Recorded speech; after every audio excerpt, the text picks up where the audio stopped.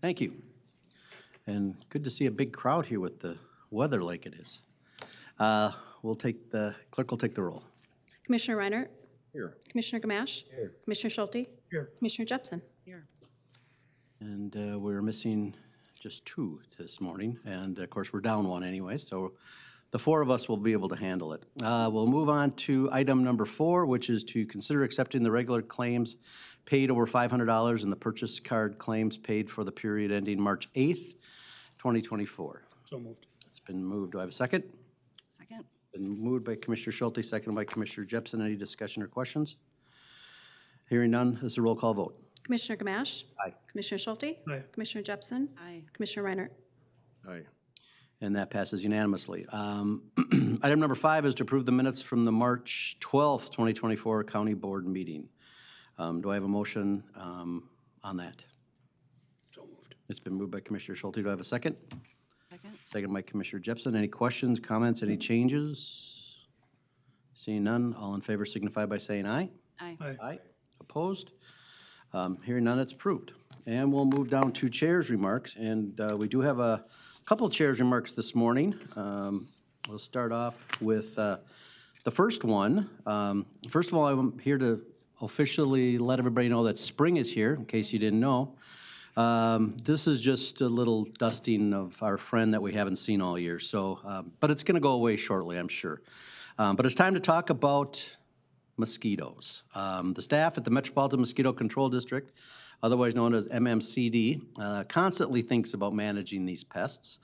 And I'm thankful they're here to help lessen the impact of these biting insects in the metro area. Commissioner Reinert, who serves on the executive board, will lead our conversation this morning and introduce our guests from mosquito control. Commissioner. All right, first of all, thanks for being here, guys. Many people view mosquitoes simply as a nuisance whose bites result in red, raised, itchy bumps. They might even ruin a backyard grill out or camping trip when they're thick. However, mosquitoes can be disease carriers, spreading illness like West Nile, Western and Eastern equine encephalitis, lacrosse encephalitis, and dog heartworm. These diseases can be mild for some people and animals, but there are documented cases where they've led to serious illness and even fatalities. So it's important to control the mosquito population when and where possible. This is where MMCD comes in. They're experts at intervening in the mosquito life cycle to reduce their numbers throughout our metro area, and they offer useful education about how to control mosquito populations in our backyards. It's my pleasure to welcome Executive Director Daniel Huff, who joined MMCD this year, and Public Affairs Manager Alex Carlson to tell us more about the work of this vital organization and what we can expect for this upcoming mosquito season. Daniel? Welcome. Mr. Chair, Commissioner Reinhardt, and Commissioners, thank you very much for that warm welcome and warm introduction. My name is Daniel Huff. I am the new Executive Director of the Metropolitan Mosquito Control District, and so far I think it is the best job I have ever had. I'm really loving working with the team. It's a very important public health organization and public health mission, as Commissioner Reinhardt described, as well as really about quality of life for everyone in the metropolitan area. I want to thank Mr. Chair, your service, previous service on our commission, on our board, and I want to thank Commissioner Reinhardt, Commissioner Jepson, and then also Commissioner Meisner, who currently serve on our board and represent the folks of Anoka County. So thank you. I'd like to turn it over to Alex Carlson. Alex is our Public Affairs Manager. He's going to provide a little orientation on the MMCD, but I also want to introduce David Dirkswager. Dave is the regional manager for our office that is in Anoka County, which is based in Annandale. So he'll be able to answer any specific questions that you may have regarding operations here in Anoka County. I don't, it's Andover, correct? Yes. my former city, so. Did I say Annandale? Annandale, yeah. Forgive me. We're a little touchy here in Andover. No, I mean, Well, no, that's great. Thanks. too many A's. Here I am at Anoka, right? Forgive me for that. Yeah, no problem. Thank you, Mr. Chair and Commissioners, for the opportunity to present today. I'm excited to be back and kind of provide the annual entomology update on the world of bugs and what things are happening here in Anoka County and throughout the district. So in today's presentation, I'm going to overview our services just as a good reminder to any residents about the different types of work that MMCD does in their community. Talk a little bit about mosquitoes in Minnesota, just some good background. Look at the last season, 2023, and kind of recap what we saw, and then plan ahead for 2024 with our best attempt at a mosquito forecast for the upcoming year, which is changing by the minute if you look outside. And then also some promotions about our maps and other services that we can offer to people. So MMCD was established in 1958, so we're part of state statute. Our governance is the elected county commissioners. So from Anoka County, we have Commissioners Reinhardt, Meisner, and Jepson, and so we thank them for their service on our board. Our service area covers 2,900 square miles and over 3 million people, so we do our best to ensure that everybody in the service area is receiving some sort of control efforts or services to make sure that we're expanding to as much of the district as possible. We have over 80,000 wetland habitats. We're the land of 10,000 lakes and even more swamps and ponds and marshes, and you'll understand why that's important in some forthcoming slides, and 30,000 woodland habitats. So the services that we offer, we do comprehensive mosquito control. Mainly that's considered larval control in terms of what we focus on. But we do mosquito-borne disease suppression. As Dan said, public health is a very important part of our mission. For tick-borne disease, we do surveillance and reporting. We do public education about mosquitoes and then mosquito and tick-borne disease. And then we also do some black fly control, which are the biting gnats that come out, mainly surge in the spring, but can be present all summer long. So worldwide, there's over 3,000 species of mosquitoes, and zooming into our territory here in Minnesota, we have about 52 species that are considered established here, meaning they come back no matter how cold or mild our winters are, and they reappear year over year. Only about 20 or so of the species that we have, however, are considered a human nuisance, meaning they bite mammals and can bite people, or they carry diseases that can eventually get into the human population. So about half the species that we have are not bothering with humans at all, exclusively feed on frogs or birds or other non-mammals, and so those are the non-targets. Those are not the mosquitoes that we're going to focus our control efforts on. So the mosquito life cycle, it's good to know this to understand the work that MMCD does. So mosquitoes either lay their eggs directly on standing water. They find existing sources, whether man-made or natural, and they lay their eggs directly on the water, and those eggs hatch about 48 hours after they're laid. Or the other type of mosquitoes, the more common mosquitoes have, are what we call the floodwater mosquitoes. They lay their eggs on the edge of a pond or a swamp, and then they wait for rain or snow melt to trigger those eggs to hatch. After the eggs hatch, they enter the larval stage where they're in the water for about 4 to 6 days for most common species. And then they go to the pupa stage for about 1 to 2 days where they're no longer feeding. It's like the cocoon stage. And then they come out of the water as the mosquitoes that we recognize and love so much, the adult mosquitoes. And then the females seek a blood meal in order to get the protein to produce another round of eggs. And the cycle starts all over again. Only the female species bites. So the male mosquitoes do not bite. They don't bother people typically because they don't need the protein source to produce their eggs. So mosquito habitat looks like this. There's permanent water sources that exist even in drier years, those shallow stagnant water pools, whether they're in marshes or swamps or in forests, vernal pools that appear in the spring. Those all are good mosquito habitat. Then you have your floodwater sources, areas that are designed to flood up after a rainstorm. They hold water for a couple days after a significant amount of rain, and they hatch a lot of mosquito eggs. And then we have a lot of man-made habitat. Mosquitoes love to reproduce in our garbage. So anything that people leave out that holds water, whether it's buckets or loose tarps or clogged gutters, waste tires is a great source for mosquito habitat. So we have a program where we will go to any residents in Anoka County or any county in the district, and we'll pick up and recycle tires at no cost to the resident. So it's a good program you can learn more about on our website. We also do a lot of work with catch basins, the picture on the top right there. Catch basins hold stagnant water, and they become a big breeding source for mosquitoes. So we have programs where people will go around and check and treat catch basins to prevent mosquitoes from flourishing down there. The main mosquito-borne disease that we have is West Nile virus, and this is spread by the Culex species of mosquitoes. So this is a species that primarily feeds on birds, and that's how the disease spreads around. So the birds are the vertebrate hosts. Birds can spread West Nile virus among each other, and then a mosquito will bite an infected bird, and that same mosquito will bite what we consider a dead-end host, a human or a horse, and that's how the disease is spread. So mosquitoes are the vector carrying the disease from birds to humans or to horses. Most birds are not impacted by West Nile, but corvids, so ravens, blue jays, and crows, have a high mortality rate when infected with West Nile. So oftentimes we'll get reports in the late summer about dead crows or dead blue jays, and that could be a sign that West Nile is starting to appear in an area. So we go and do some additional mosquito surveillance to try to test mosquitoes and make sure that the disease isn't starting to appear. In 2023, there were 27 cases of West Nile in Minnesota. There was 1 fatality. And we actually had a record for the number of sample pools that tested positive, just the percentage of pools, not the overall number of pools. So a higher percentage of the samples we collected were testing positive for West Nile.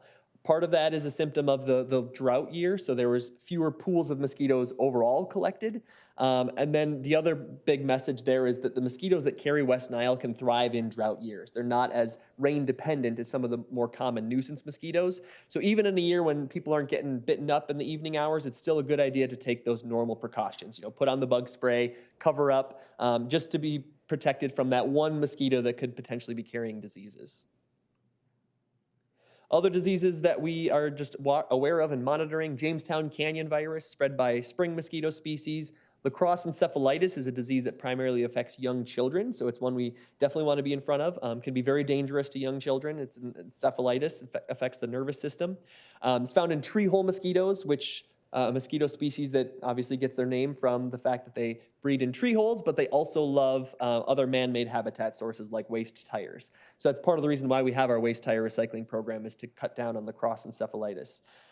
Eastern equine encephalitis, or triple E, it's a very rare disease. There's never been a human case in Minnesota, but there have been horse cases, and it's a concern because it has a very high mortality rate. And then finally, dog heartworm. It's just a good reminder to pet owners. Summer is the time when your furry friends are most at risk for heartworm. So that is a mosquito-borne disease. At MMCD, we practice what's called integrated pest management, sometimes referred to as integrated mosquito management. But the idea here is control decisions are driven by the surveillance and data that we're capturing all summer long to help inform where we're doing our treatments and how we're doing our treatments. And also the goal is to target the intended mosquito species with minimal impacts to anything else, whether that be humans or pets, as well as even non-target insects. So our goal is to protect pollinators and to protect beneficial animals. And so we want to make sure that we're doing control actions that are going to impact the mosquitoes that are most likely to cause harm to people with minimal impact to everything else. Our program is reviewed every year by a technical advisory board, basically a panel of scientists from the University of Minnesota, as well as state agencies and federal agencies that review all of our operations and provide recommendations for how we can improve. And it all starts with good surveillance. Chances are, if you see an MMCD truck in your neighborhood, there's people out doing what we call dipping, where they're taking that long-handled dipper, going out into a wetland and checking for the presence of mosquito larvae. So we're doing this after it rains, but also throughout the summer, checking to see if larvae are developing and to helping that inform control decisions.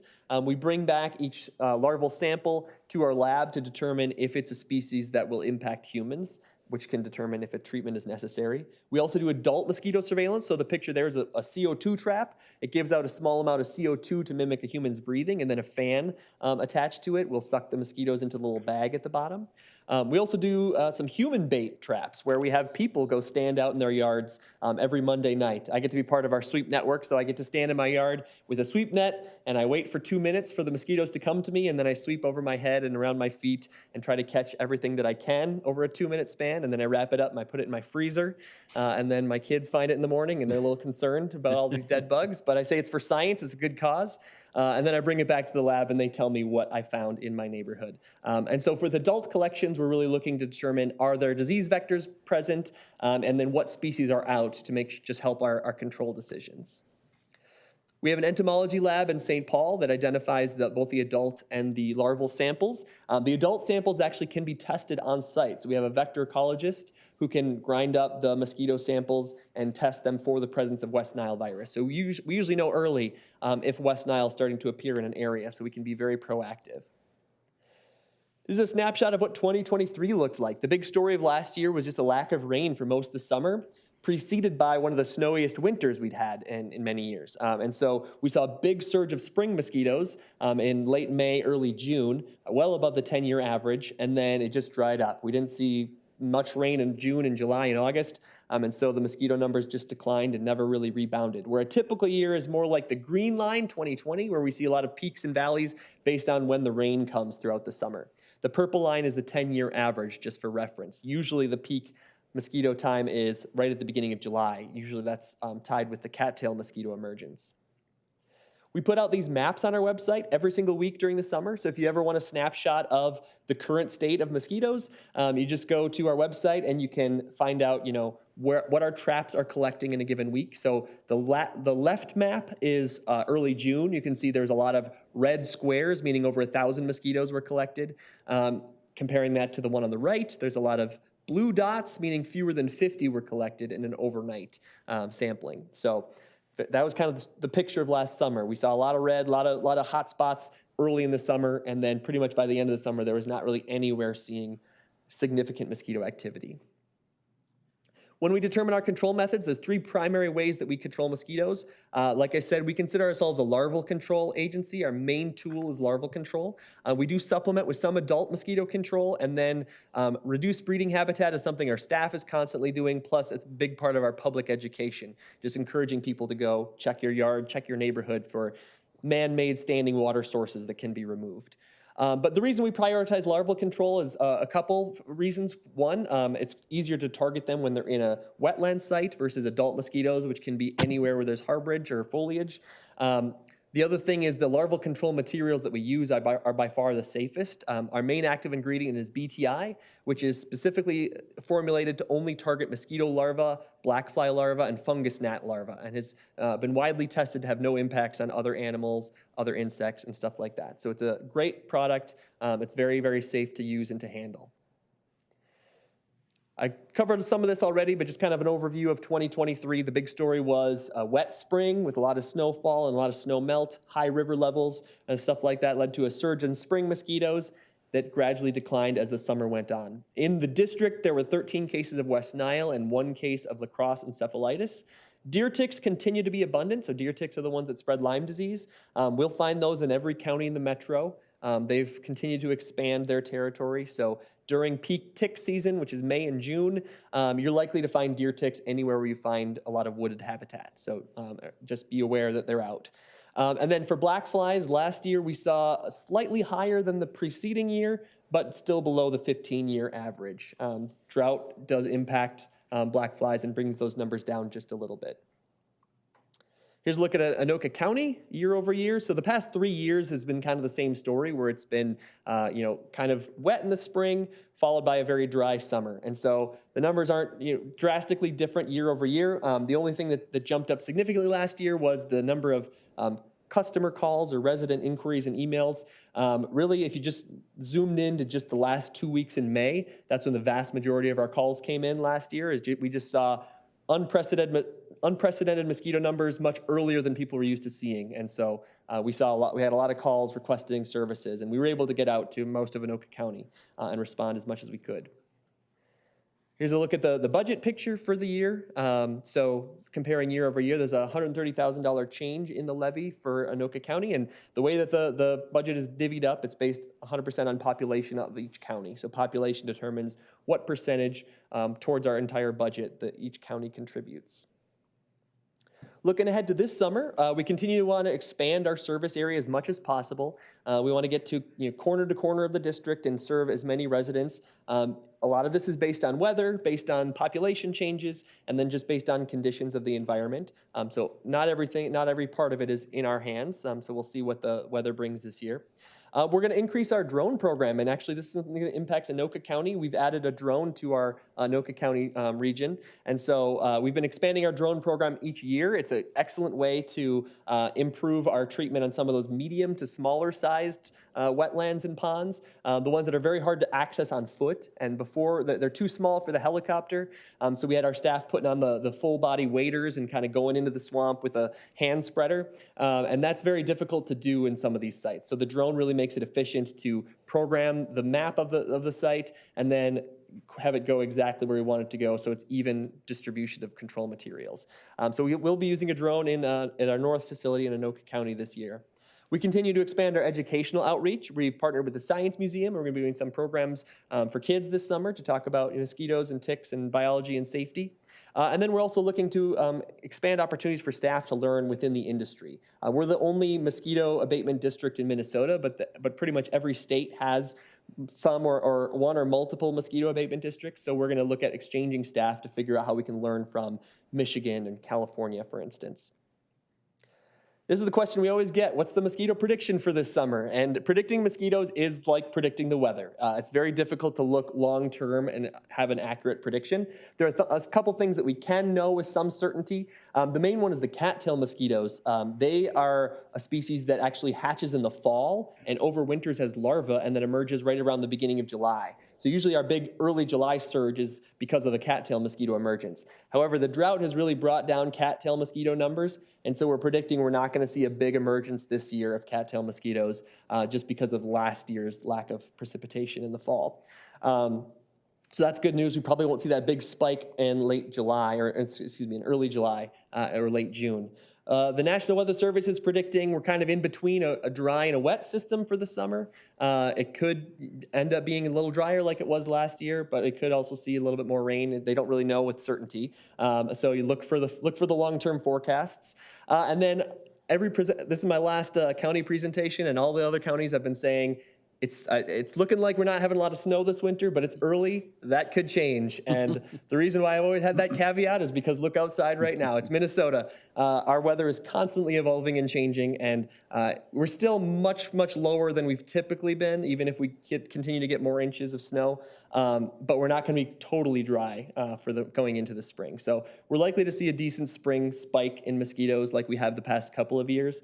Probably not as significant as last year, but just it's coming. I like to promote our maps. People can go to our website, mmcd.org, and you can actually pull up our district maps and zoom in on any neighborhood or type in an address and figure out all of the wetlands that we're monitoring. You can click on one and see about 20 years of history on when we last visited, what we found, any treatments that were done, and what materials were used. Just lots of kind of cool information about the work that we do right in your backyard. And then people can sign up for email alerts if you want to know about upcoming activity. We send out notices usually a couple days before helicopter activities planned in an area. And then also if there's any adult mosquito control planned within a neighborhood, we'll send that alert as well. And then public outreach. We're always looking for opportunities to get out in the community. We'll be at the Anoka County Fair again at the end of the summer, and we'll also be at parades throughout the year. That is our giant inflatable mosquito, which you may see popping up here and there. And then in the foreground is our mascot. Her name is Victoria. So she makes appearances at events throughout the summer. So if you know any groups that we should connect with or events that would be good for us to attend during the summer, let us know. And with that, I thank you for your time, and I will open up for any questions. Great. Any questions? Okay. Did you want to close out? Mr. Carlson, as you were talking about predictions, it's a little bit like Groundhog's Day. Spring's coming 6 weeks later all the time. We're in Minnesota. There's always going to be mosquitoes. But thank you for your presentation, both you and Mr. Hoff for joining us today to talk about the important ways which MMCD works to reduce our mosquito population. Also, thank you for discussing how MMCD educates the public about mosquito-borne diseases and mitigation measures homeowners can do on their properties. On behalf of the board, we want to thank you for your time today and wish you luck in the upcoming season. But also, I do want to comment a little bit about the drone program, the ever-expanding drone program. We've purchased some of these years ago. Now we're purchasing more.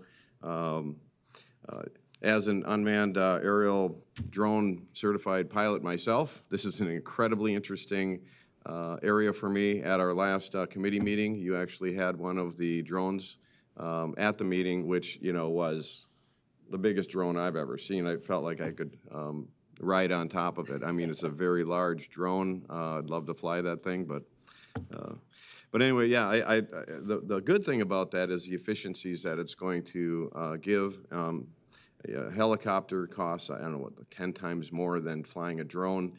Drones, you can plan your mission and then fly that mission. You can store that mission, and then next year, if you want to do that same wetland, push a button, and that drone will fly that exact same mission again. That for efficiency and really being able to precisely manage over time. You mentioned the pinpointing of smaller wetland areas, being able to get in there. I think you said it's like a 400 or 500% decrease in time that it takes to do those smaller wetland areas, just because the alternative is to send somebody in there with waders and actually, you know, manually treat it, and you can just fly a drone and get it done. But I think that's going to be a real exciting part of what you guys do, and the efficiencies and, you know, the expansion of the services with the same amount of money, good trajectory for the group. And I just, in closing, you know, we have a executive board meeting tomorrow, and I'll see you guys there. All right, thank you. Thank you, Thank you, Commissioners. Commissioner Reiner, and thank you for being here. And Dan, I wasn't worried about the Andover thing. We've got, you know, we've got 2 state champions in hockey, so we're okay in Andover. But 14 years, so. But I do appreciate Dave being here with you as well, and thank you, and looking forward to you know, how this year, and thank you for all the information about the mosquitocontrol.org website, because it was very useful to me last year. Early in May, I was getting some phone calls. One was coming from Crooners, the jazz club up in Fridley, and they were getting bombarded from coming out of Moore Lake and all the area around them. But it does give everybody an opportunity to see exactly where treatments are going on. And use the website, look at the maps, it'll tell you exactly what they're doing. Sign up for the emails, because if you want to get a really great shot of the guys with the helicopters flying over you're almost thinking you're in Apocalypse Now, but they're diving low. But it's great, and you can see when they're going to be coming. And I live not too far off of Coon Creek and Coon Rapids, where they do a lot of treatment. And I can look out my back window and see helicopters going up and down like crazy. But it's great. It's a great website. So I appreciate you talking about all of the options that you have on that. So thanks again for coming out in this storm. We appreciate it. Thank you, Commissioners. Moving forward, I want to take a minute to note that April is National County Government Month. This annual celebration recognizes and appreciates the essential role of county governments, what county governments play in their communities across the United States. For instance, our Sheriff's Office protects and serves our growing population of more than 360,000 people 24 hours a day, 7 days a week. Our 8 libraries provide access to over 1.3 million items. County parks maintain nearly 12,000 acres of open space available to all. Our highway department manages more than 413 county miles, and they're out there right now plowing those.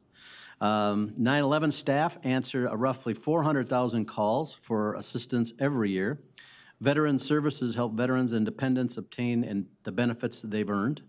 Our attorney's office works to preserve justice and advocate for citizens' rights. And our human services staff, who work with people to improve lives and protect our most vulnerable residents, are there for you all the time. These are just a few examples of what your counties do. Join us during April as we celebrate and honor the contributions to all who work tirelessly to deliver vital county services and programs. And I want to take just a brief moment here. There's an old friend visited me or called me and asked if I could talk to him this morning, and it's our our retired fire chief, Dan Winkle from Andover. He served many years while I was mayor there, so I appreciated all the work he did.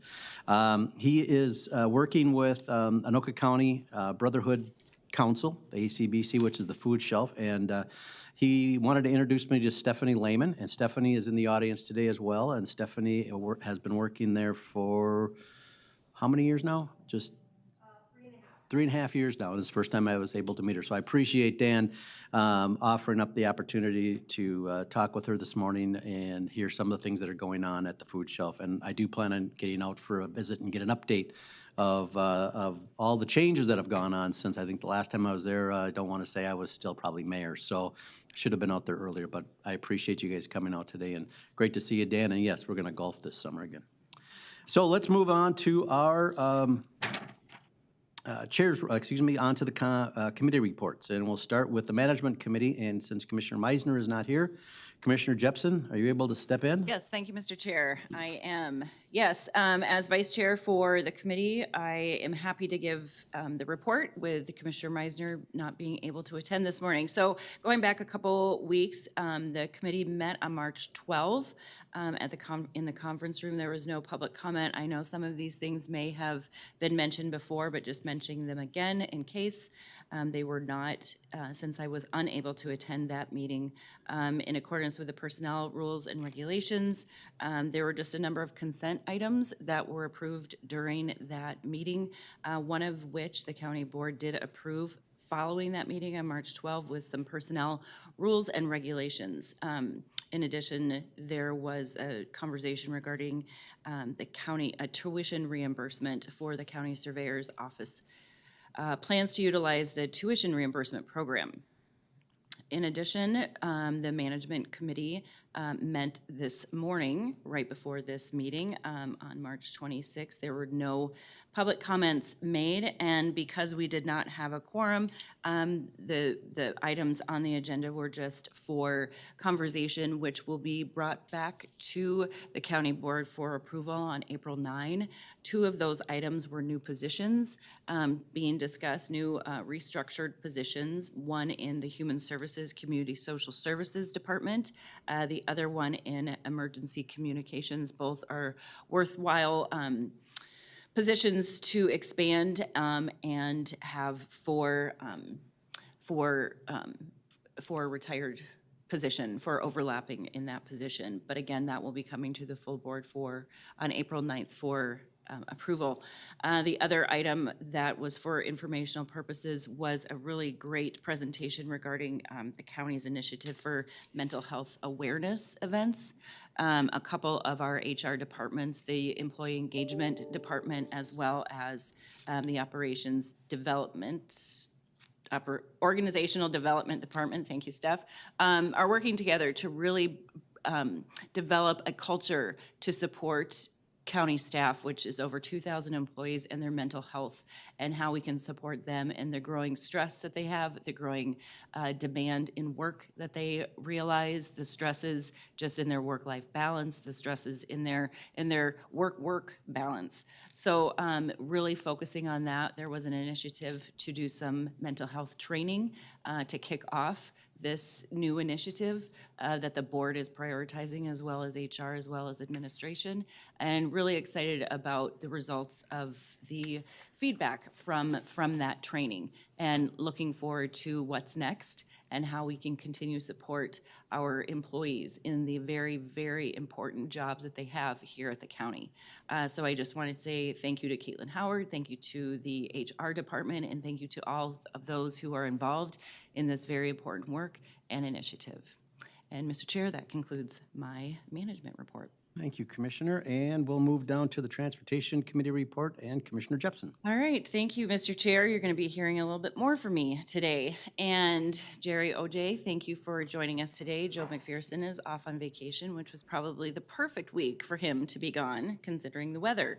So yes, the Transportation Committee met on Wednesday, March 13th at the Transportation Division facility in Andover. And yeah, so just wanted to, there were a number of action items, and Jerry, if you want to comment on them when they are brought forward, that would be great. The first one is Resolution 2024 TR11, a resolution authorizing the preparation of a highway right-of-way plat for project CP 2115-00 improvements at the intersection of Centerville Road and County Road J, Ash Street, along County Road J, Ash Street, from Centerville Road to Otter Lake Road in the city of Lino Lakes. the first two of these items kind of go hand in hand, so it will take them separately, but if you can comment on them as one, that would be great.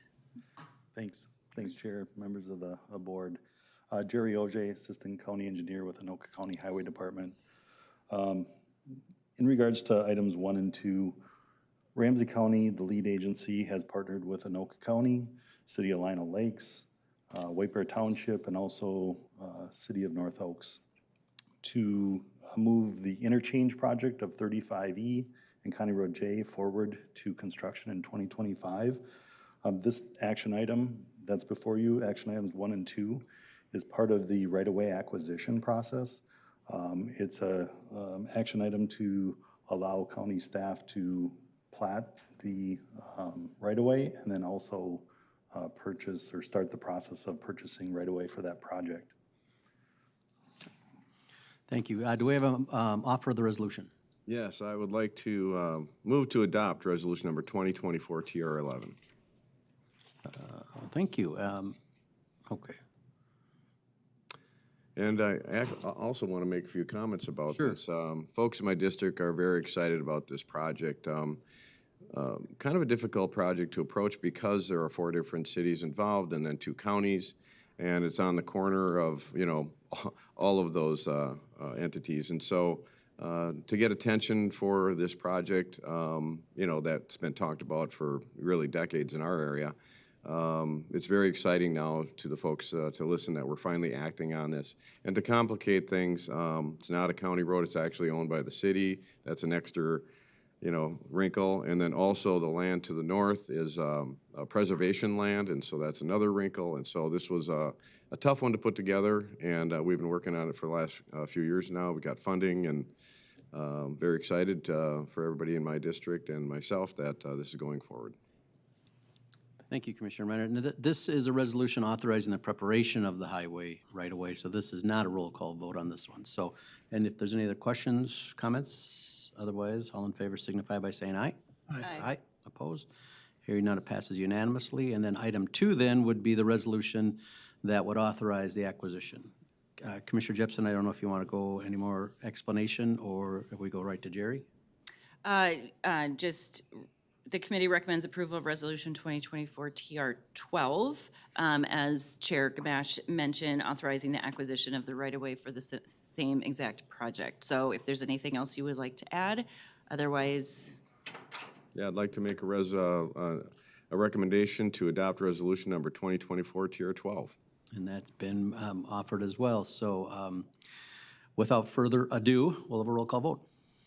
Commissioner Schulte? Aye. Commissioner Jepson? Aye. Commissioner Reiner? Aye. Commissioner Gamache? Aye. And that passes unanimously. Then item number 3. Commissioner. Yes, thank you, Mr. Chair. Item number 3, the committee recommends approval of amendment number 1 to contract C0010340 in the amount of $148,980 with Alliant Engineering for preliminary design services associated with project SAP 002716024, signal evaluation, signal layout, and traffic impacts on Bunker Lake Boulevard from Hanson to Castle Field Boulevard and Round Lake Boulevard from 135th Avenue to 149th Lane in the cities of Andover and Anoka. Jerry, can you please provide some insight to this project? Sure. Chair, members of the board. This one's a little bit more complicated of a project. Anoka County hired Alliant Engineering to help us do an evaluation on our existing signal systems on both Round Lake Boulevard and then also on Bunker Lake Boulevard. That evaluation looked at the age of the system, any functionality of the intersections, and there's different ages of signal systems out there.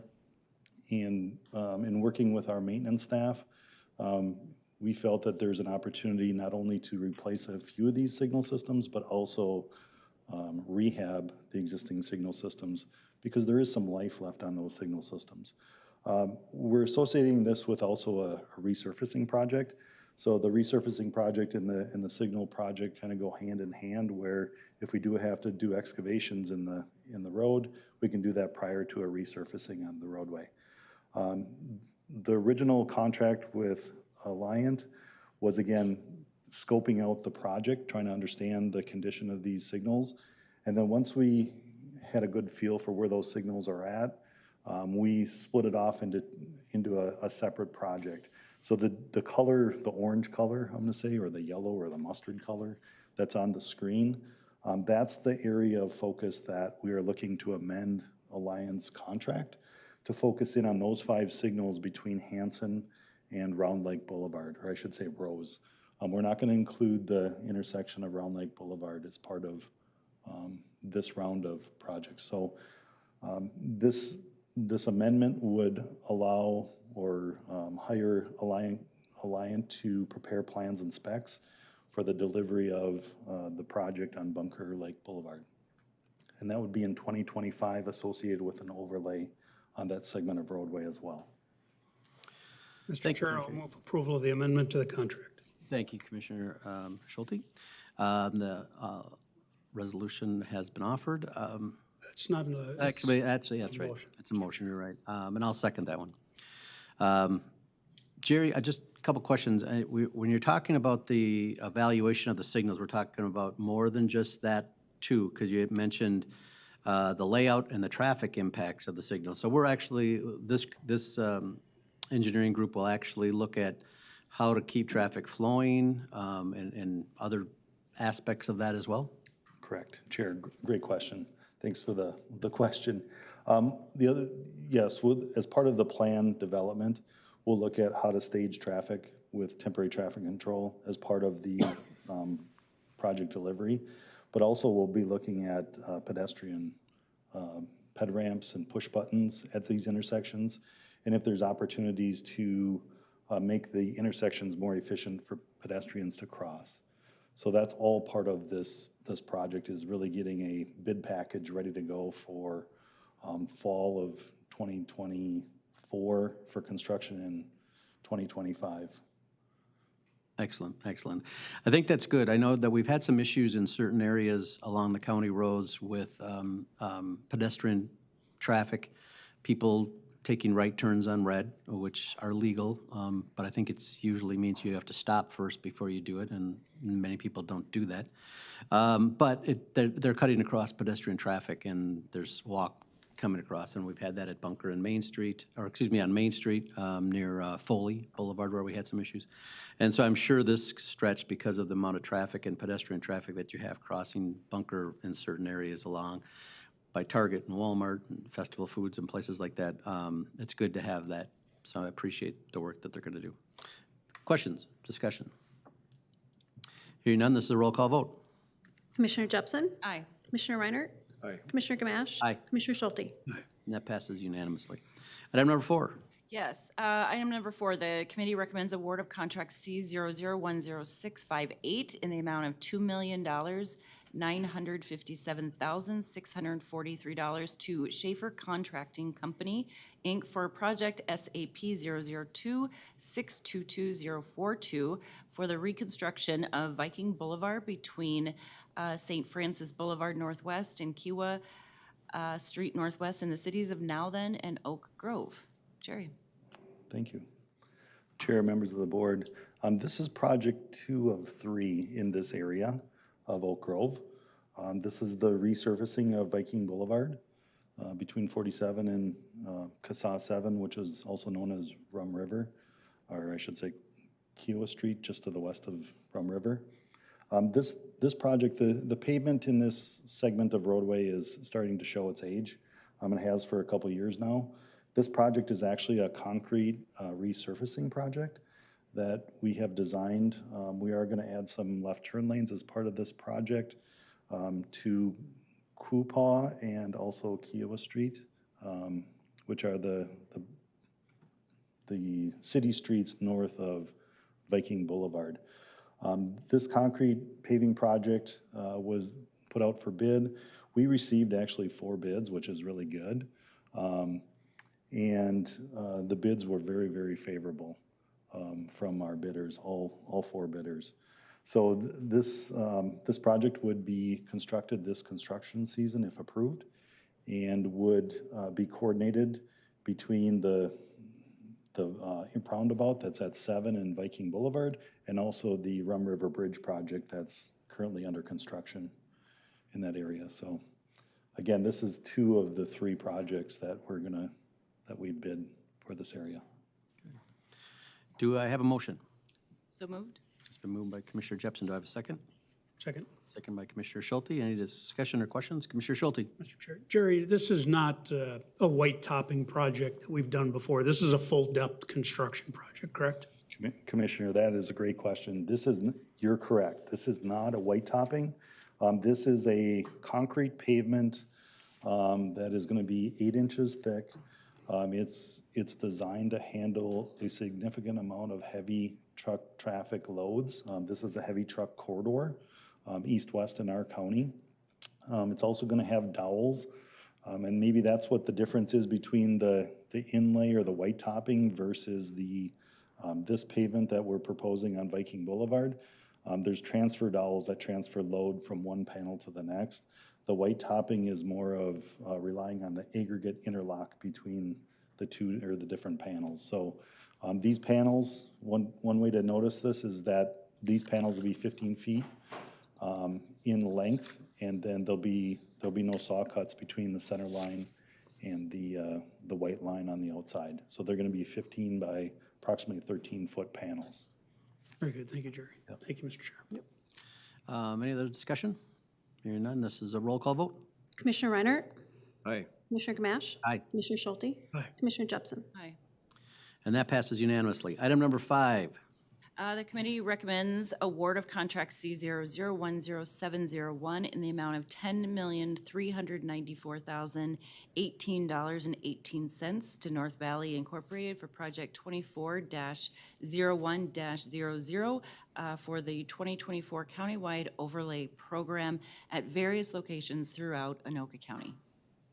Jerry. Thanks. Chair and board members, this project is a project we do. We perform every year. It's a resurfacing project where we go in and put a new surface on an existing roadway. What it does is it prolongs the life of our roadways, provides a better ride, and also reduces the amount of maintenance that we have to do on our roadways for pothole patching and everything else. As you can see on the map, there's a significant amount of projects that we've targeted for this year's program. We typically budget about $10.5 million for this type of work. So I know our engineer's estimate was a little bit over, but we wanted to make sure that we hit that $10.5 million mark. And I would say we did pretty darn good in estimating our project and scope of our work. So we've been working with a lot of these communities that we're going to be in doing resurfacing. And majority of I would say all of the cities are very appreciative of the county coming in and resurfacing these roadways. Great. Do I have a motion? So moved. It's been moved by Commissioner Schulte. Do I have a second? Second? Second. Second by Commissioner Jepson. This is a great project, but kind of shows $10 million, and we kind of budget 10.5 every year to do this. How many county roads and what it costs to keep them in the condition that people are accustomed to. So good work by the staff on getting good bids. So with no other questions or comments, this is a roll call vote. Commissioner Reinert, Aye. Commissioner Gamache. Aye. Commissioner Schulte. Aye. Commissioner Jepson. Aye. And that passes unanimously. Item number 6. The committee recommends approval to enter into contract C00100708, a professional services contract with Michael Baker International for design, permitting, and environmental documentation services associated with project SP002607029, intersection improvements at 7th Avenue Northwest and 165th Avenue Northwest in the city of Andover. Jerry. Chair and board members, this is a project where the county has, there's been a few fatalities, a couple of fatalities in this area. As part of the safety portion of our program, we want to target these areas to make the intersections more safer. This is an intersection that we went for some safety money, some federal safety money, and we scored very well. We received $1.6 million in highway safety improvement funds for this project. That's 90% of the construction costs to deliver this project. So as part of this project, there's a development that's going into the north. There's a County Road 158 to the east, and then it's also CASA 7 or 7th Avenue or 165th, however you want to label that roadway. But this intersection would be proposing to put in a roundabout at this intersection. That's where we scored for our highway safety improvement funds. And as part of this, Michael Baker International was the consultant firm that proposed, and they were the low bid on this project. We also had some other consultants as well, but looking at the proposal prepared by Michael Baker, we felt that this was the right fit for this project, and we would like to move forward with Michael Baker to do the final design on this project, which would also include public engagement and project delivery to get this project out to bid. Do I have a motion? So moved? Do I have a second? Second. It's been moved by Commissioner Jepson, seconded by Commissioner Schulte. You're correct in that this has been a dangerous intersection with a few fatalities recently. And I'm glad that we're going to do some of the work that you discussed regarding educational and bringing the public in, because this has become a rather fast trek north and south, heading up to Oak Grove and then coming back down into Andover. And I think that's been most of the issues, has been the speed that people are now traveling on that road. A roundabout obviously slows that traffic, makes it a safer intersection where you don't have people possibly getting hit broadsided, which is one of the most dangerous collisions out there for fatalities. So it is going to take some time to make sure everybody's understanding what this is going to look like. But I would imagine, because we always worry about the flow of traffic, and we don't want to see anything that impedes on the flow. So this actually should keep traffic moving, slowing it down on the corner, and then moving relatively easily without some of the problems that we've incurred. So I appreciate the project. I also appreciate the fact that we got 90% of the construction costs through grant, and then that's helpful. Any other discussion? Hearing none, this is a roll call vote. Commissioner Gamache? Aye. Commissioner Schulte? Aye. Commissioner Jepson? Aye. Commissioner Reinert? Aye. And that passes unanimously. Item number 7. The committee recommends approval to enter into contract C00-10516, a joint powers agreement with the city of Andover for project CP 211-1118, the construction of a right turn lane at Crosstown Boulevard at the west entrance to Sunshine Park in the city of Andover. Jerry. Thanks, Chair and members of the board. I just noticed on our exhibit, we circled the wrong entrance to the Sunshine Park. Oh, yeah. It's supposed to be up by the S and the Crosstown Boulevard. So the right turn lane has been requested by the city of Andover to provide a right turn lane into the park. Would be associated with the resurfacing project that we have between Nightingale and Hanson Boulevard, scheduled for this next construction season. I'm sorry, for this construction season. So this is really to have an agreement between Andover and Anoka County to pay for the right turn lane that's being added as part of our resurfacing project. Yeah, that is the wrong one that they circled. So, yes, it's the bigger parking lot that that services most of Sunshine Park. So there's a lot of traffic that goes in there for a number of months during the spring and summer into the fall. So it's important to have that right turn lane. I'll move this.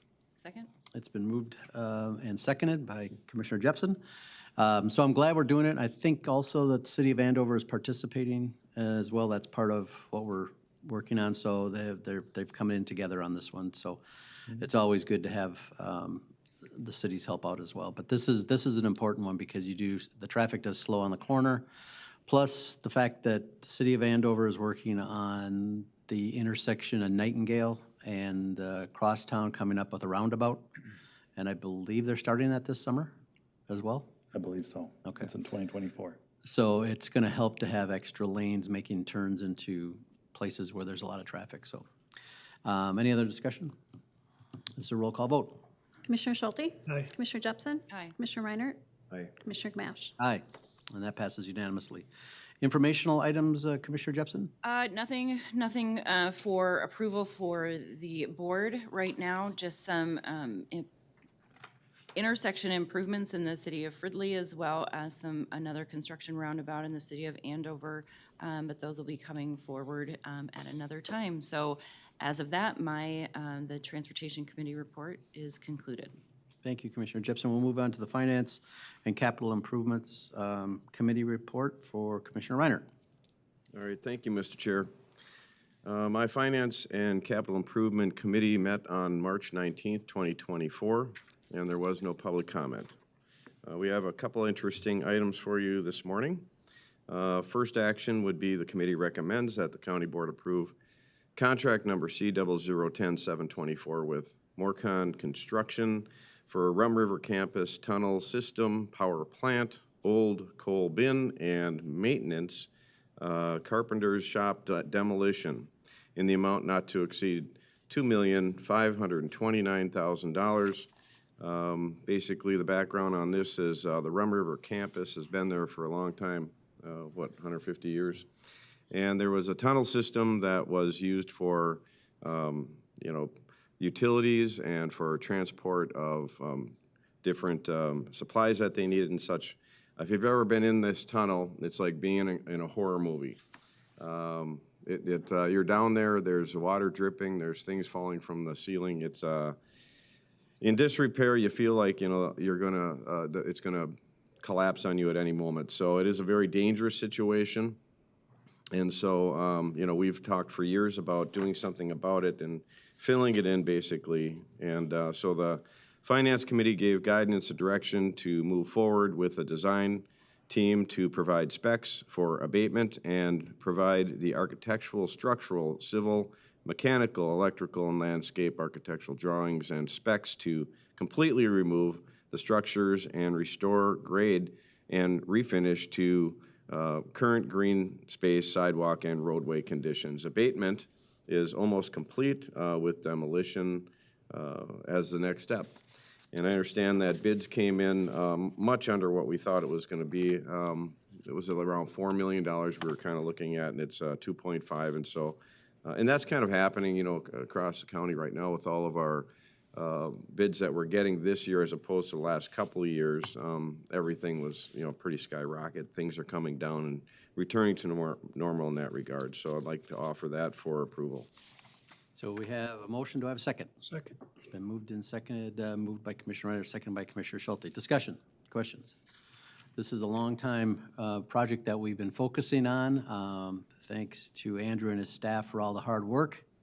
There will probably be some people out there that are ghost hunters that are going to be bummed out, but we've been trying to keep them out of these dangerous areas, and this will take care of that once and for all. So if there's no other discussion, this is a roll call vote. Commissioner Gamache? Aye. Commissioner Schulte? Commissioner Jepson? Aye. Commissioner Reinert? Aye. Thank you, and that passes unanimously. Item number 2. Yeah, and Mr. Chair, if you're going to find a ghost anywhere in Anoka County, that would be the location. All right, I'm kind of glad we're getting that one done. Okay, item number 2, the committee recommends the county board approve contract number C0010668 with Jorgensen Construction, and this is for social services and behavioral health, 4th and 5th floor renovation in an amount not to exceed $2,368,500. And this is another long talked about project that we're finally getting done. Basically, this is bringing social services and behavioral health together. The government center will be the primary work location for the CSSBH employees as Rum River Campus Cottage Number 9 becomes shuttered. This is another Rum River thing. We've got the cottages out there. We use some of them for, activity, and we're bringing the folks there to the government center and, bringing everyone together for efficiency. Some of the activity that'll be happening here with this construction will be to allow for remote and hybrid work schedules. Uniting CSSBH departments require the use of the 4th and 5th floors in the government center. To achieve this, hoteling stations for staff, multiple meeting operations, and safe staff areas will be created. Meeting rooms will accommodate updated audio-visual equipment to facilitate hybrid meeting models and facilitate appointments with clients who wish to have or conduct alternative ways of traditional appointments.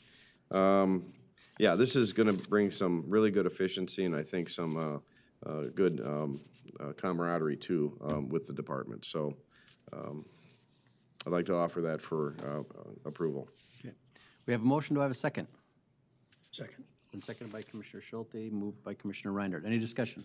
Commissioner Schulte. And Mr. Chair, just for the public's knowledge, is that a great deal of the funding for this project is coming from Recovery Act dollars. Good point. Yep, thank you. Any other questions, comments? Hearing none, this is a roll call vote. Commissioner Schulte? Aye. Commissioner Jepsen? Aye. Commissioner Reinhardt? Aye. Commissioner Gamache? Aye, and that passes unanimously. Item number 3. All right, last but not least, the committee recommends County Board approve contract number C0010714 with Minnesota Roadways, and this is for completion of the 2024 annual parking lot pavement maintenance project in the amount not to exceed $174,925. And the list of projects that are on here, I think it's about 21 different projects. So again, I think the bids came in fairly well. Do we have a motion? So moved. It's been moved by Commissioner Schulte. Do I have a second? Second. Second by Commissioner Jepsen. Any discussion? Commissioner Schulte. Yeah, thank you, Mr. Chair. I want to congratulate Andrew and his team. When I came on the board 12 years ago, our parking lots were crumbling, and so many of them in disrepair. And Andrew has prioritized and put together a schedule and has been able to get them all taken care of. And now they're just in maintenance mode, where we can maintain them and get them all into a position where we no longer have crumbling parking lots. They're just being taken care of and maintained in a position where they're in good shape. So thank you, Andrew, and your team. We really appreciate that. And I'm no longer ashamed of the parking lots in Anoka County, at least not the ones we maintain. Good work, good work. Anything else? Hearing none on this. No, sir. The rest of. We have a roll call vote first. Oh, I'm sorry. yeah, let's Roll get call that vote. done. Commissioner Jepsen? Aye. Commissioner Reinhardt? Aye. Commissioner Gamache? Aye. Commissioner Schulte? Aye. And that passes unanimously. And nothing else from you, Commissioner Reinhardt? Nope, just informational items. Back to you, sir. Okay, then we'll move down to Human Services Committee report. Commissioner Meisner is not with us. Commissioner Reinhardt, I think you're the vice chair. Okay, as vice chair, I'll take this one. The Human Services Committee, when did we meet? Yes, that's right, March 19th, 2024. There was no public comment. We only have one actually, we've got a consent agenda item, and I guess, and I'll move that one. Okay, the consent item has been moved. Do I have a second? Second. Second by Commissioner Jepsen. Any discussion? This is a roll call vote. Commissioner Reinhardt? Aye. Commissioner Gamache? Aye. Commissioner Schulte? Aye. Commissioner Jepsen? Aye. And that passes unanimously. And then we do have only one regular agenda item to act on today, which is a little odd, but, let's go with that. The committee recommends adopting resolution number 2024 HS5. This is addressing the Anoka County Community Corrections 2024-25 Comprehensive Plan. The Community Corrections Act requires submission of a comprehensive plan every 4 years with an update every 2 years to the Minnesota Department of Corrections. Do I have an offer of the resolution? I'll offer the resolution. Yeah, the resolution has been offered by Commissioner Schulte. Any discussion? Mr. Chair. Commissioner Schulte. Yeah, I do sit on the Community Corrections Board, and Dylan and his team do a fabulous job of presenting this full package to that Community Corrections Board. And it's in-depth, and some of you that have sat on that have seen it, and it takes more than 1 or 2 or 3 meetings to go through. And so I want to thank Dylan and his team as well for putting that all together. It really is quite a project.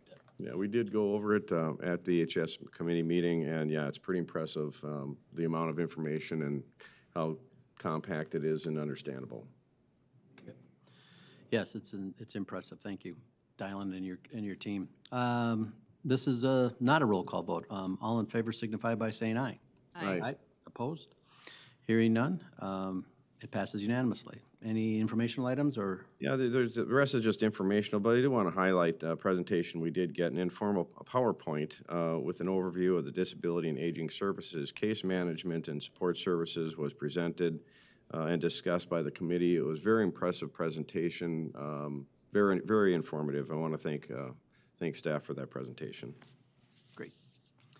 And we'll now move down to the Information Technology Committee report. And the IT committee met on March 20th, and we had no public comments during the meeting. We have 2 action items before us here, 3 action items before us, I guess it is.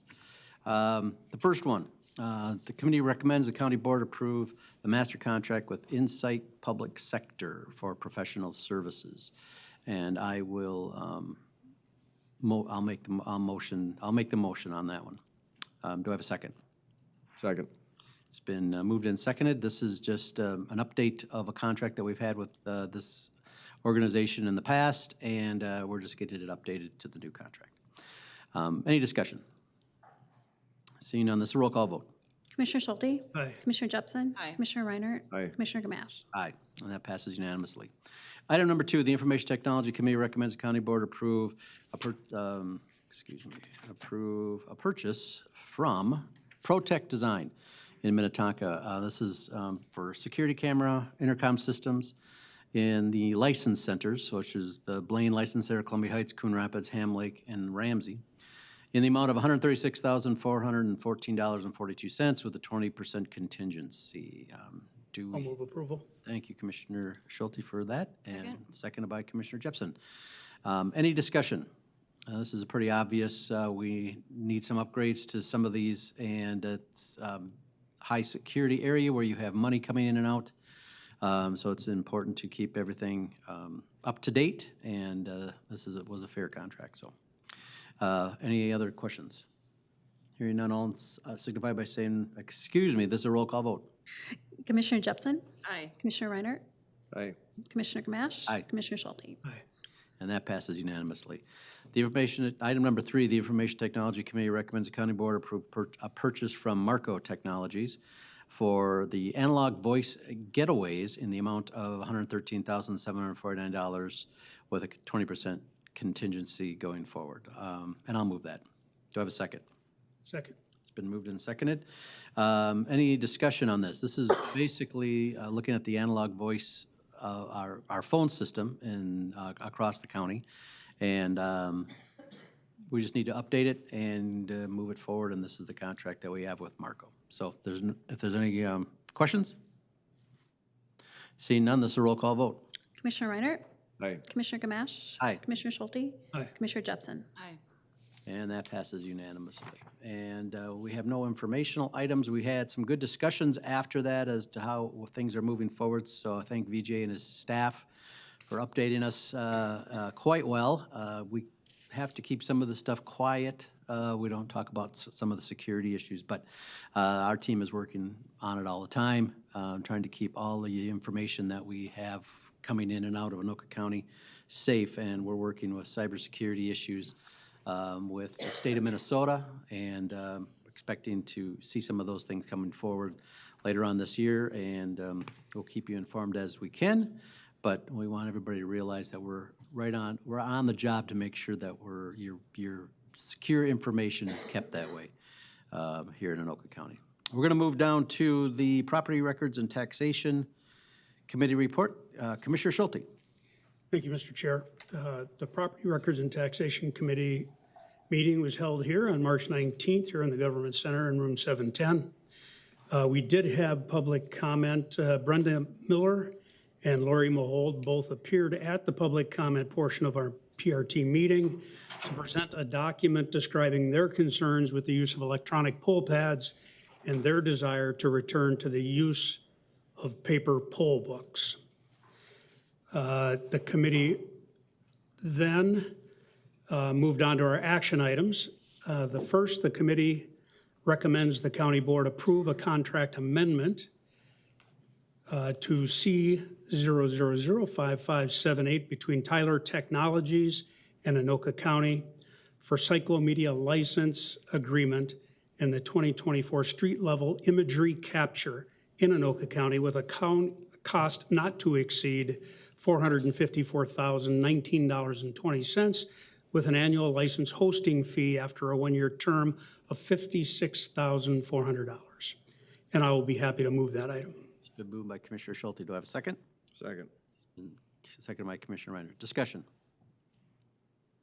Seeing none, this is a roll call vote. Commissioner Gamache. Aye. Commissioner Schulte. Aye. Commissioner Jepson. Aye. Commissioner Reiner. Aye. And that passes unanimously. Item number 2. The second item before our committee is a couple of resolutions. The committee recommends that the county board adopt the following resolutions related to two tax forfeited properties. The first in Commissioner Jepson's district is a resolution 2024 PRT2, an application by the city of Blaine for conveyance of a tax forfeited property for conditional use, for trail use. The PIN is listed there for you in the city of Blaine. Do we have a motion on 2A?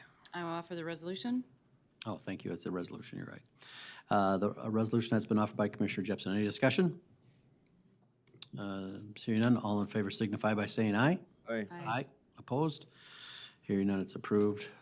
And the second resolution is in Commissioner Brasted's district, and that is Resolution 2024 PRT3. That is an application by the city of Blaine for conveyance of a tax forfeited property for conditional use for road right-of-way use. The PIN number is listed there for you, and that is in the city of Blaine. We have an offer on the resolution. I'll offer that one. That's offered by Commissioner Schulte. Any discussion? Hearing none, all in favor signify by saying aye. Aye. Aye. Opposed? Hearing none, that passes unanimously. Item number 3. And the third and last item from the PRT committee in Commissioner Reinert's district, the committee recommends the county board adopt a resolution 2024 PRT4, realigning split residential parcels pursuant to Minnesota statute section 123A.455, PIN 13-3122320056 and PIN 13-3122320057 in the city of Lino Lakes, School District 624 and School District 12. The citizens there are choosing one school district or the other. They have a split parcel. They have chosen the one school district. If you look at the map and the parcel, it's a little interesting how they've chosen the tiny little sliver of their property, but that is the school district they have chosen. We had some discussion at our committee that this stays with the property. If they make this decision and they move tomorrow, that next homeowner stays with that decision for a very long time unless they come back and try to appeal that decision. But I'm told it's not very successful to switch it back. So they've made this decision and it's up to us to vote that decision in. The committee suggests that we do that. So I'll allow Commissioner Reinert if he'd like to. Yeah, thank you. I'd move to adopt resolution number 2024 PRT4. A resolution has been offered. It is kind of an interest. It always makes me feel glad that I'm not on a line of a school district. I would like to just stay in one and not have to worry about it. But it is kind of interesting that these things happen over there. Any other discussion? Yeah, in Lino Lakes, we've got 3 different school districts, so this happens often. Yeah. If there's nothing else, all in favor signify by saying aye. Aye. Aye. Opposed? Hearing none, it's approved unanimously. And then under informational, we did have an elections update. Obviously, it's a very busy election year. Tom Hunt gave us a very comprehensive update on elections. You people have probably already heard most of that, so I won't go into that now. Also got a good update on valuation notices that were all mailed out recently to our residents. That does conclude my PRT report. Thank you, Commissioner Schulte. We'll move down to the public safety and Commissioner Schulte. Thank you, Mr. Chair. We have a couple of action items for you there under the Sheriff's Office. The committee recommends adoption of Resolution 2024-PS01, accepting a dedicated donation from Pheasants Forever. That is a donation of $200 from Pheasants Forever. And I will offer that resolution. Resolution's been offered by Commissioner Schulte. Any discussion? Hearing none, all in favor signify by saying aye. Aye. Aye. Opposed? Hearing none, it's approved unanimously. Item number 2. Thank you, Mr. Chair. Under Emergency Communications, the committee recommends approval and execution of an agreement with Embedded Systems of Minneapolis in the amount of $138,851. We do have Val Sprincenatic with us here today. This is for our siren systems upgrades. If any of you want to hear from Val, she is here. Otherwise, this is a company we've had for many, many years here in Anoka County that has operated our siren systems, or at least provided our upgrades and the original siren systems. So if you have questions, she's here. Otherwise, I will make a motion on execution of the agreement. And I'll second that motion. If Val wishes to speak, we're always interested, but I think I got all my questions answered at the public safety meeting, so we don't need to call her up. But it's good to see that that's moving forward, and the price wasn't probably as overwhelming as we had once thought it was going to be. So I believe the cities are all in line and happy with the outcome. Any other comments? Commissioner Schulte. Yeah, Mr. Chair, I will just, so the public's aware and cities are aware, that the cost per siren for the cities is $1,000 per siren for the cities. Thank you. Yeah, good point. Any other questions or comments? I would just like to comment, that's an incredible price. Yeah. Very reasonable. It is. And this is a roll call vote. Commissioner Schulte? Aye. Commissioner Jepsen? Aye. Commissioner Reiner? Aye. Commissioner Gamache? Aye. And that passes unanimously. Informational items that you might want to That touch on? concludes the public safety report. Excellent. Thank you, Commissioner Schulte. We'll move down to now a additional Parks Committee Chair report. Commissioner Reiner. Yeah, thank you, Mr. Chair. We did not talk about this at our last committee meeting because it was something that happened after that committee. But we wanted to bring it before the board as soon as possible so that we can get it in the pipeline and get this work done. It's for the Rice Creek Chain of Lakes Park Preserve Roadway and Parking Lot Improvement Project. And we have Director of Parks, Jeff, here this morning to fill us in. Thank you. Good morning, Mr. Chairman, members of the board. My name is Jeff Perry, Park Director for Anoka County. Just a little background on this project. It's for the Rice Creek Chain of Lakes Park Reserve, main entrance road, parking lots, boat launch, and trail project. Well needed. The infrastructure's north of 25 years old. It's crumbling and falling apart, and we stand ready to get it replaced as soon as possible. We did open bids last Friday afternoon. We received 3 favorable bids. The lowest, most responsible bidder was Peterson Companies that came in with a total of $3,088,781.53.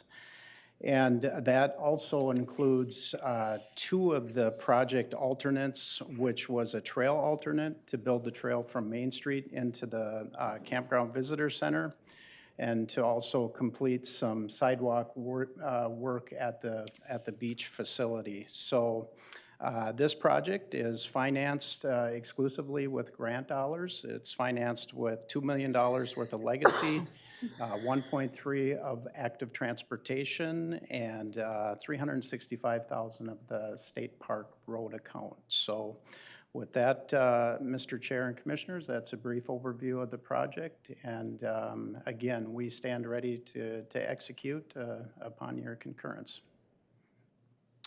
Very good. We need a motion, I believe.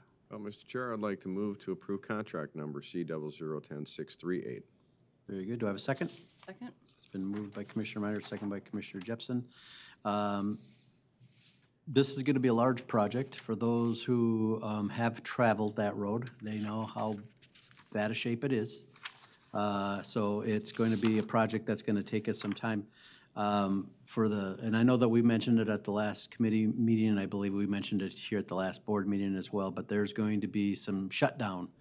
And maybe we just want to reiterate a little bit again about the timing on that. Yeah, Real quickly, I actually stated the wrong contract number, so I'd like to amend my motion. Okay. Actually, the contract number is C0010-664. Okay. And if the And if your second, seconder would, it's okay with that? okay. Works for me, Thank you. Okay. Jeff? Yeah, thank you, Mr. Chairman, members of the board. Yes, it's a very heavily used road. It's the main park entrance road. It services the campground, the swimming beach, and the boat launch. And there'll be some intermittent road closures starting when the project kicks off, hopefully within the next couple of weeks. And the intent, we have to raise the roadway, put some additional base in because of the marginal soils out there. And so our objective is to do road closures from approximately the first or second week in April through Memorial Day, reopen for Memorial Day weekend when our campground opens as well. So through our public engagement process, social media, website, we've informed the public of these closures. We haven't taken any reservations. There'll be no campground traffic, et cetera. The only exception is there'll be an alum treatment on Centerville Lake, and we'll work with the contractor to allow access to get the alum treatment in there during the spring months here. But there'll be some short-term closures. They'll be executed in a very safe and effective manner, and the public can rest assured it'll be reopened by Memorial Day, and we'll allow access after Memorial Day. Commissioner Reiner? Yeah, I just want to comment, again, this project, folks in my area and my district are very excited about this. That roadway into the boat launch and campground area and lake access for Centerville Lake, it was literally turning back to gravel. That's how bad it was in some parts. So that, and then with the resurfacing and improvements of all the trails are very heavily used. You know, people are rollerblading, skateboarding, walking, riding, doing everything. It's gets crowded out there sometimes. So again, a lot of people looking for this improvement and very happy about it. Any other discussion? Hearing none, this is a roll call vote. Commissioner Jepsen? Aye. Commissioner Reinert? Aye. Commissioner Gamache? Aye. Commissioner Schulte? Aye. And that passes unanimously. Thank you, Mr. Perry. Thank you, Commissioner Reinert. Moving down to item number 8. Consider approving contract C 00100736, agreement to terminate Anoka County's rights and obligations with respect to the Fogarty Arena. We have been in an agreement going back to June 29th of 1982, a joint powers agreement. Or actually, we were in that agreement with that, and the joint powers agreement was actually terminated in 2008 with Fogarty Arena, and it was just come to the attention that this agreement with Fogarty Arena really doesn't serve the county any longer, and we just wanted to put the idea was to put an end to this, and Fogarty Arena was also prepared to do that, and they had no issues with that as well. It takes the city and the county, or excuse me, it takes the county out of any rights and responsibilities on this property, and that's what we're moving forward. Dee, did you want to add anything, or did I hit on a majority of it? Yes, Mr. Chair. You have, and basically, we've been in this since 1982, and what this will do is just kind of, part of our initiative in 2024 was kind of to clean up some of our committees and our appointments, and this was something we've been on for a really long time, and we felt it was time for us to step off. So this is really kind of backing us back out of that, making sure that we have no obligations or liabilities or anything as we do. The county attorney's office put this together and reviewed, and when they actually went back through all the files to make sure that there wasn't anything that we need to be concerned about, and it doesn't look like there is, so we'd like to move forward with the next steps to this. Okay, Commissioner Reiner. Yeah, it seems to me that long over, this 42 years ago, this agreement was put in place. It was put in place, you know, basically to, you know, be, so that there was some financial, I guess, consideration back there from the county for, you know, helping this arena come to exist. And then we obviously had oversight of those dollars as they were being spent, and then they were spent. And then we sat there for another 35 years on this board where we really didn't belong. I don't know if it's actually 35 years, but, decades. And, yeah, I'm very much in agreement to this action, and, yeah, because we really don't have a place at the table there anymore. Do we have a motion? Mr. Chair, I will move to approve contract C00100736 to terminate Anoka County's rights and obligations with respect to the Fogarty Arena Board. Moved by Commissioner Jepson. Do I have a second? Second. Commissioner Reinhardt made the second. Do we have any other discussion? Mr. Chair. I'm sorry, County Attorney, sorry. So this is only one of three parts that need to happen. So we can execute this termination, and that's fine. It will then have to go before the Fogarty Ice Arena Board as well. They will have to also execute it, and so will the City of Blaine. So this is the first step in that process, and I would just say, especially since you all know that I gave you all a letter back in February about potential conflicts of interest, February last year, not 2024, but February of 2023, that I'm fully in support of this as well. Thank you. Thank you, County Attorney. Any other comments? This is a roll call vote. Commissioner Reinhardt? Aye. Commissioner Gamache? Aye. Commissioner Schulte? Commissioner Jepson? Aye. And that passes unanimously. Committee appointments. 9A, consider appointing George Burrell, representing Social Services, to the Community Corrections Advisory Board for a term ending March 2026. Do I have a motion? So moved. Second. It's been moved by Commissioner Jepson, seconded by Commissioner Schulte. Any discussion? George has always done a great job, and this is an easy appointment. All in favor signify by saying aye. Aye. Aye. Opposed? Hearing none, it passes unanimously. Item B is to consider for informational purposes Chair Gamache's Public Employment Service appointment to Sarah Garby, Department of Employment and Economic Development, replacing Shaim Cook to the Anoka County Workforce Development Board for a term expiring March 31st, 2026. This is informational purposes, so there's no need for a vote. Is there anything else to come before the county board? Okay, then I will move that the county board meeting is adjourned for the day, and we have public comment period coming up in a short period of time.